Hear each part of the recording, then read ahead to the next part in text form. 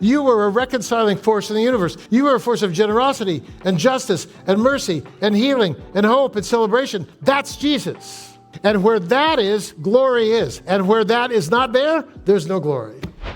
So that by the time you get to Revelation 3, Jesus is standing outside the church of Laodicea, and Jesus says to the church, I stand at the door and knock. I mean, this is often used by evangelists as a come to Jesus moment. Do you know what I mean? Hey, come invite Jesus into your heart. He stands at the door and knocks. He's not standing at the door and knocking at the heart of some pagan driving by now as they head to the coast, or Ballard, both of which take the same amount of time. Like, he's not, that's not that text.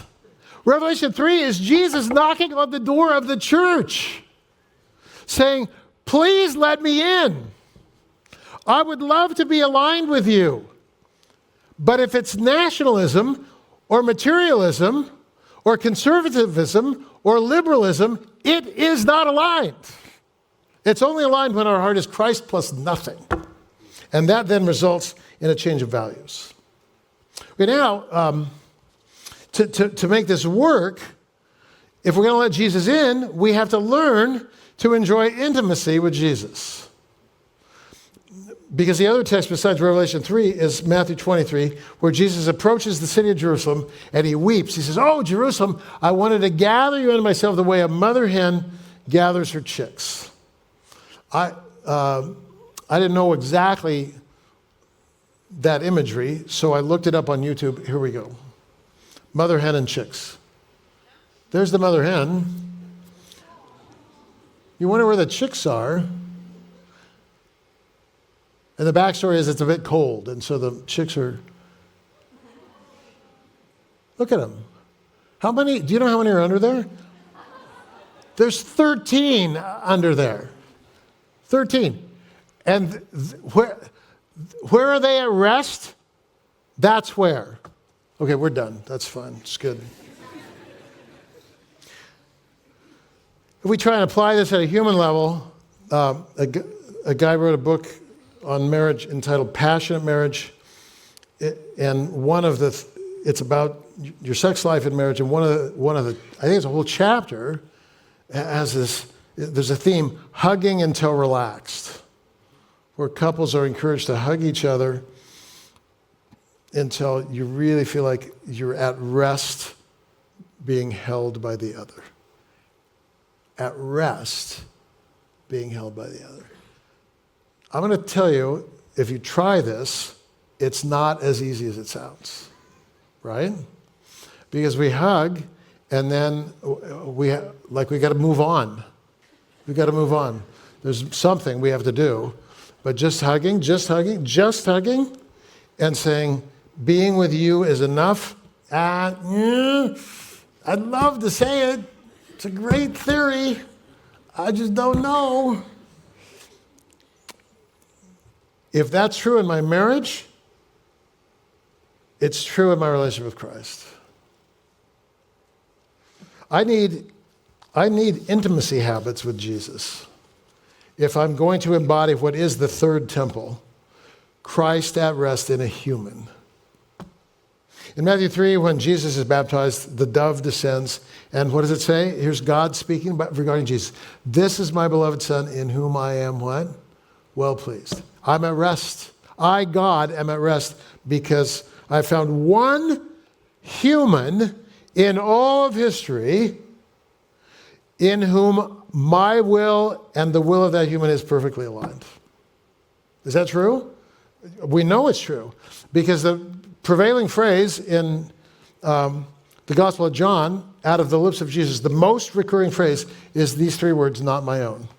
Here, this is Jesus. My teaching is not my own. My authority is not my own. My will is not my own. My judgment is not my own. My works are not my own. My time is not my own. My glory is not my own. My authority is not my own. My power is not my own. My life is not my own. This is Jesus. All that I am because my hands are empty, and I just want to be filled with the divine life that comes from the Father. That's all I want. That plus nothing.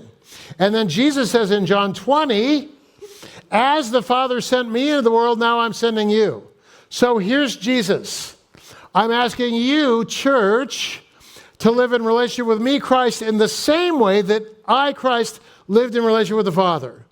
So that as the Father found in me an empty vessel without ego that just wants to do God's will, so now you will surrender your ego, surrender your plans, surrender your ambitions, surrender your sexuality, surrender your addiction, surrender your money, so that I can express life through you.